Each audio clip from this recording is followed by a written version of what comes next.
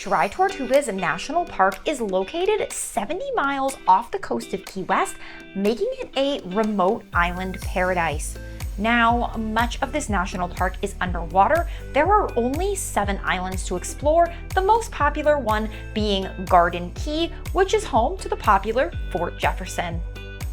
This is one of the most remote national parks in the USA, which also makes it one of the least visited. So if you ever get the opportunity to visit Dry Tortugas, consider yourself extremely lucky to experience all that they have to offer, because not many people ever make it here in their lifetime. Since this is a once-in-a-lifetime experience, I want you to be as prepared as possible for this trip, which is why I am going to walk you through some things that you must know before you go. These are going to include mistakes to avoid, information about transportation, what to do when you're there, and just generally what to expect from a visit to Dry Tortugas National Park. Are you ready to explore? Let's get started.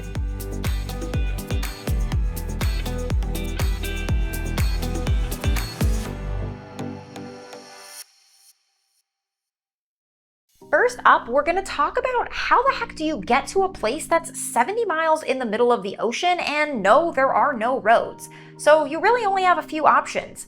Those options are going to be: number 1, take the ferry from Key West. Number 2, take the seaplane from Key West. Number 3, take a private boat charter, which if you do, please invite me. And number 4, take your own private boat. Now, there are only 2 of those that most of us are going to be doing and considering, which are going to be the Key West seaplane or the ferry. So let's get into it.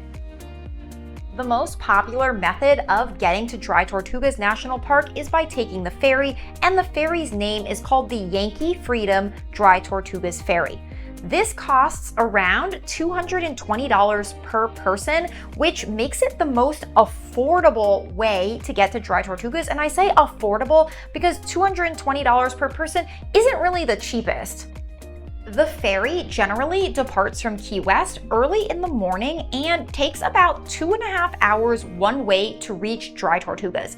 Now, you can expect around 5 hours round trip of sailing to get you to and from the park.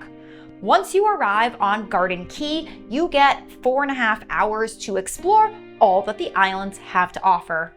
The pros of taking the Yankee Freedom to Dry Tortugas is that it is the most affordable option, and the cons are that it takes quite a while. 5 hours round trip is a long time to get you to and from, but you do get around 4.5 hours on the island, which is still a good happy medium.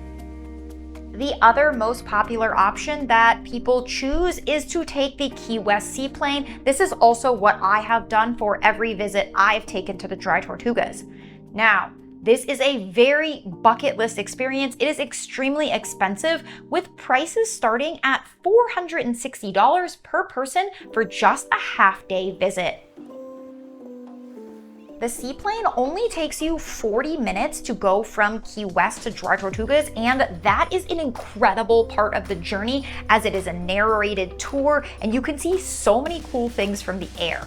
Now, 40 minutes is definitely a lot better than the 2.5 hours that the boat takes, but the downside is once you are on the island, when you book that half-day $460 per person ticket, you only get 2.5 hours on Garden Key, as opposed to if you take the ferry, you get 4.5 hours. And let me tell you, 2.5 hours goes really quickly when you're in an island paradise. Please keep in mind that both of these modes of transportation book up well in advance, so make sure to make your reservation far in advance of your trip so you get the chance to visit. Since I personally took the Key West seaplane, I'm going to give you a little peek in what to expect if you are also going to be flying on the plane. So first, you're going to arrive at the Key West airport. They do give you a snorkel mask and fins if you're planning to snorkel while you're there, as well as a little cooler filled with drinks or snacks or whatever you want to bring with you.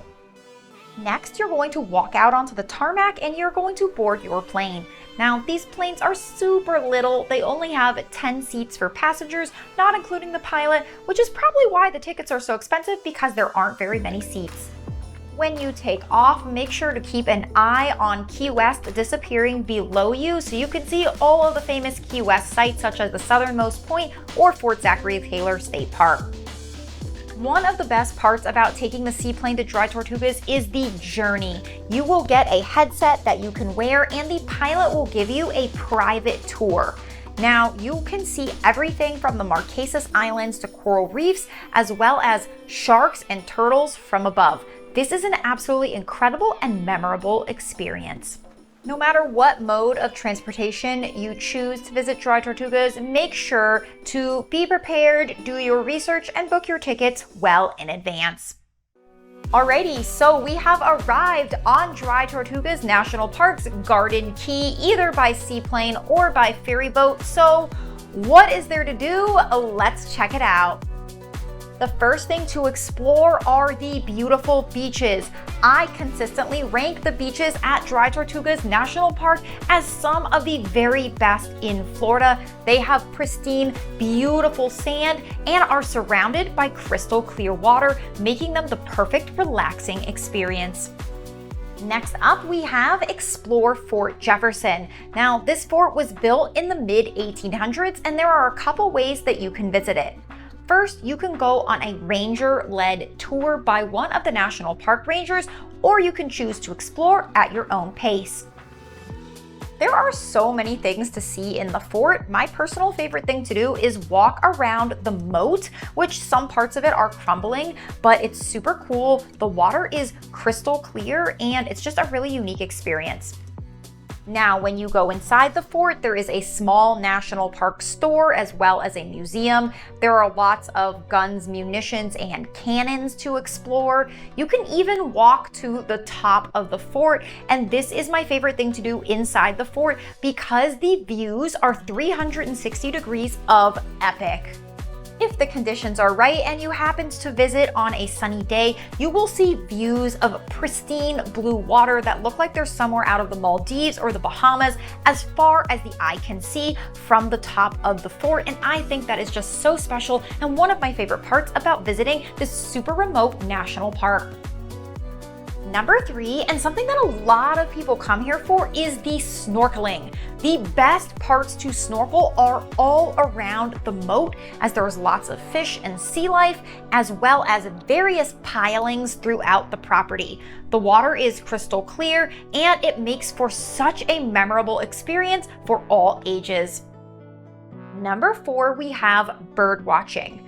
Now, for a portion of the year, some of Garden Key is closed off to visitors and reserved specifically for the nesting birds that inhabit it. If you happen to visit during the time of year where this portion of Garden Key is closed, oh my gosh, there are so many birds here and they are so incredibly active, which makes for a super unique experience. Whether you're a seasoned bird watcher or just an animal lover in general, I do think checking out the nesting birds at the end of Garden Key is something that everybody should try to do if you happen to time your visit with when they are on the island. Now, the final thing to do that won't be for most of us, that might be for some of you that I wanted to mention, was camping on Garden Key. Yes, you can camp on Dry Tortugas National Park and it only costs about $15. You are going to take the Yankee Freedom Ferry and bring all of your things with you, including all of the water that you are going to need for your stay, but I have only heard good things about this incredible remote camping experience. If you have camped on Garden Key in Dry Tortugas, let us know in the comments. I would love to know about your experience. As I mentioned before, this is a very expensive trip and a once-in-a-lifetime visit for most, which is why I wanted to go over a few mistakes to avoid so that you know before you go. Mistake number 1 that I've already mentioned, but it bears repeating again, is not booking your seaplane or your ferry boat well in advance. This is a highly coveted trip. You cannot just show up in Key West and book it for the next day. These sell out months in advance. So if a trip to the Dry Tortugas is on your bucket list, you must be prepared and book well in advance. Mistake number 2 is eating breakfast before you get on the Yankee Freedom Ferry.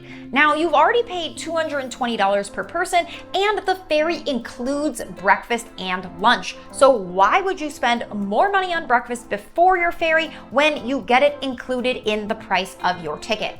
A lot of people don't know this, a lot of people don't read the fine print, but I'm here to tell you, save your money and enjoy the food that is already included in your price of the Yankee Freedom.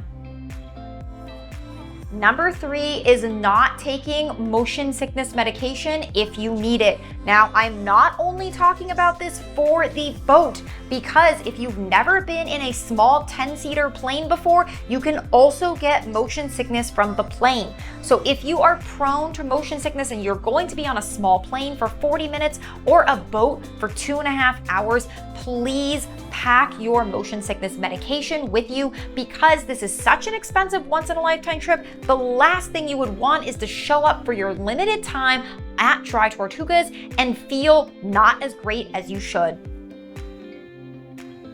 Mistake number 4 is not being prepared for the strength of the sun's rays. Now, I am a cautionary tale because every time I have visited Dry Tortugas, despite reapplying sunscreen early and often, I have left burnt to a crisp and my whole body looks like a tomato. The sun's rays are extremely strong and incredibly harmful, which is why I recommend being as careful as possible. I suggest drinking plenty of water because it can get really hot and humid. This is a tropical environment, and I recommend wearing a hat and something to cover your shoulders, such as a rash guard or light t-shirt or dress, for the duration of your visit so that you can have the most enjoyable and safe experience possible. Mistake number 5 is expecting to get phone service while you're out here. No, there is no phone service in the middle of the water 70 miles off the coast of Florida, so please tell your friends and family that you will be off the grid for a little while so that nobody worries about you, but this is the perfect place to disconnect, commune with nature, and really enjoy everything that Dry Tortugas has to offer, but there is no cell service. I'm telling you this now so you can be prepared.